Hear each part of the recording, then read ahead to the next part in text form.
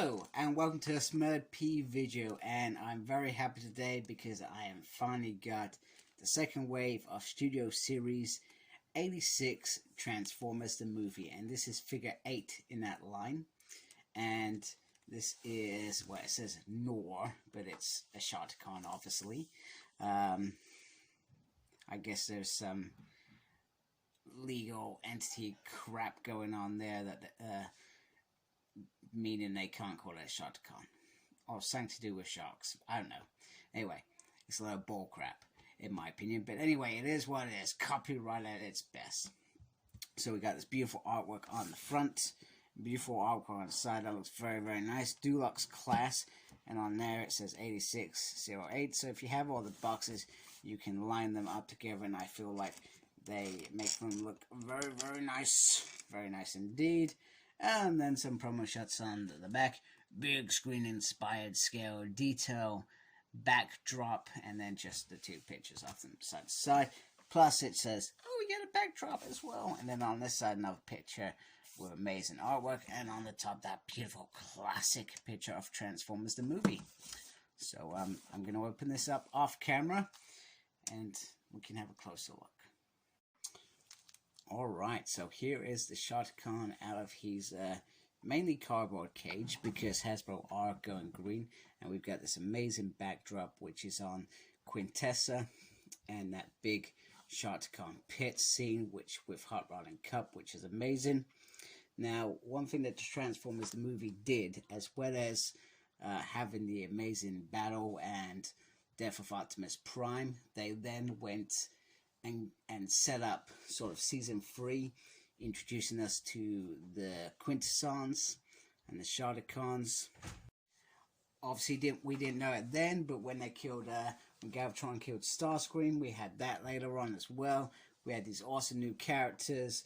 We had a Unicron. There was still some stuff of that, but also the other stuff as well. And I'm diverging here a bit.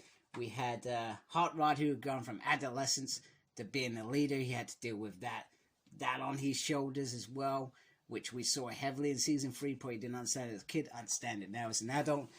Galvatron, from what he went through with a Unicron, etc., he kind of came out a bit mad, whereas Megatron was probably a bit more calculated in what he wanted to do, whereas sometimes Galvatron probably acted off just pure crazy impulse, etc., and all sorts of stuff. So so the movies has, in my mind, some great things. They really refreshened up, I guess, the brand. I know that it's seen as a big commercial, and you know they did a lot of, you know, Optimus Prime did, but that what makes the movie so amazing is the fact that they did those things that you weren't expecting. They never happened in the cartoon. There's no transform. Whenever they got shot, they were fine in the next scene. That showed a whole new level. So, I'm really sorry I got really into that then. I did think about what I was going to say this time, and, well, I kind of want a bit more of it. So, looking at the figure itself. So, once again, Hasbro have delivered some really fine colors here. I love the detail. Now, I never got the Gnaw Sharticon from a few years back, so I don't actually know if this is the same figure. I'm going to be honest with you about that. I honestly don't know. All I know is that I have this figure, and I feel like they've done a fabulous job in delivering the paint job. I'm going to call him a little stumpy because he is a little bit stumpy. He just looks really good. Just the colors, you know, this weird sort of purple here, nice teeth there. I guess the one thing that you could say is it's hard to see his head on the top. And we have seen an Alicon before. Now, I'm not going to lie, I actually sold my Alicon because I thought, well, you know what? It's kind of like a build. It's like you would buy lots of them. Same with Sharticons, you would buy lots of them. I've not brought lots of them, I brought one. But I feel like you need more for it to be sort of like a mini army, I guess. So I sold the Alicon.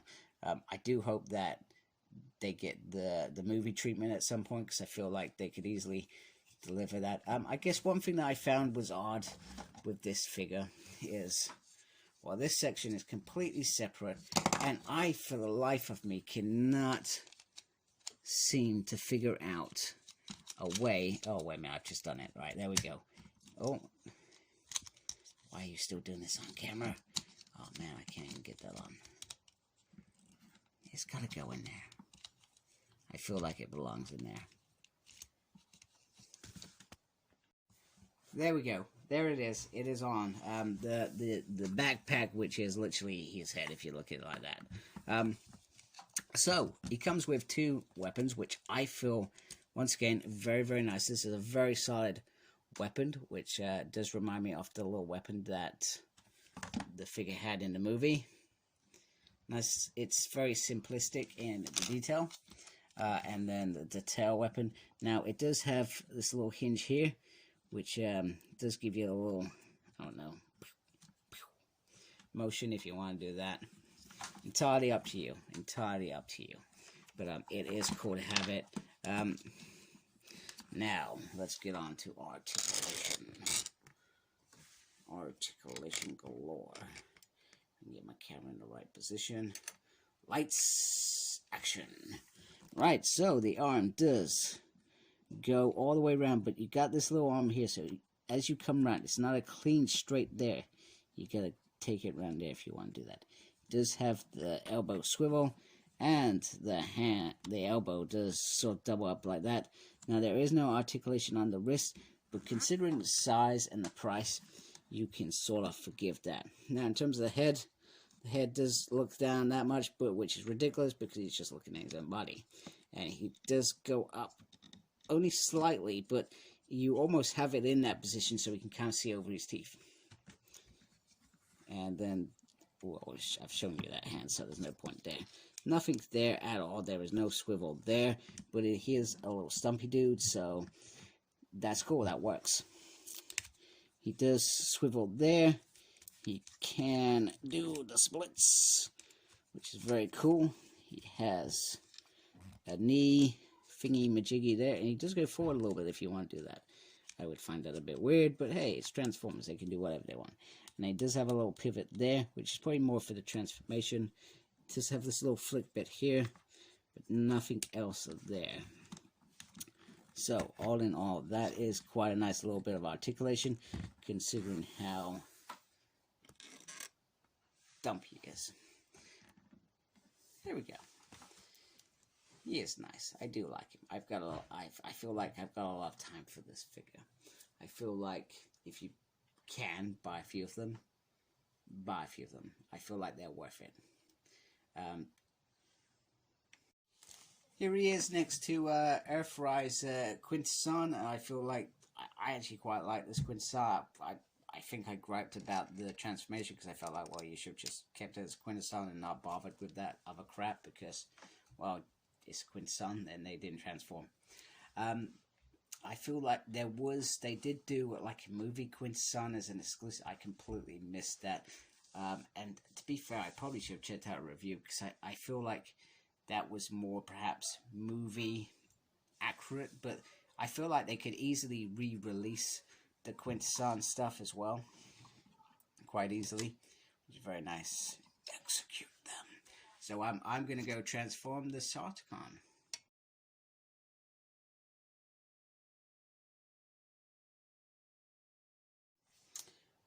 All right, so the transformation actually is pretty clever. More clever than I gave it credit for, because considering his size, I was expecting it to be really easy, but there was a few steps that actually I had to think about a couple of times. Nothing major, and as always, glad that I do these things offline. But this figure holds up really well. I also thought with this being the support mechanism, he actually does really well to hold its own weight. No issues there. Has the little weird handy things, and you can move them up like that as well. He also has these amazing teeth. Just look at those teeth. That is just stunning. Absolutely stunning. They look absolutely gorgeous. Gorgeous Sharkiton. Now, one thing I didn't say when I was doing the robot mode was there is actually this fin that you can use as a gutting knife as well. The gun also fits on the side there if you really wanted to. I find it a little bit weird because he's like, he's an animal. He's not an animal. Are they animal? Are they mammals? I'm not sure. I've never really thought of it like that. So that's very, very nice. I'm just going to bring in Cup. This is not Cup, obviously. This is Hot Rod. And Cup, just so you can see. I can adjust my camera, the sort of size we're dealing with. So it actually looks like a decent size for a Sarticon in terms of the idea was that there were so many of them that they literally just would win because there were so many of them. Okay, lots of them died. We saw that in the movie. It was only because of the intervention of the Dinobots that these two actually survived, and Wheelie, of course. So Sharkicons are in, and they're about 20 quid. So I guess if you can get more than one, you've got to go for it. I feel like I would, maybe if I can, try and get a couple more, but I'm not going to go overboard, if that makes sense. I would also like to get a couple more of these, but where do you stop? There was always 3 Quintessons.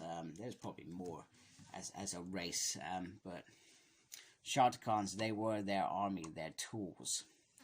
So, well, same as the Autobots and Decepticons at one point. So, very happy with this Sharticon. Very happy to begin the second wave of Studio Series 86 because I'm a big fan of this wave. They've so far kicked it out of the bar, you know, top-notch paint jobs, and I'm not seeing many weaknesses as well. So I'm looking forward to, especially Retcon. I'm really looking forward. In fact, I'm looking forward to doing Slag as well. It's a really strong wave, and you feel like they only did 3 because they thought you may want to do an army builder with this one. So anyway, if you like my stuff, please subscribe to my channel. I'd really appreciate that. And most importantly, embrace the geekiness. Take care. Goodbye, folks.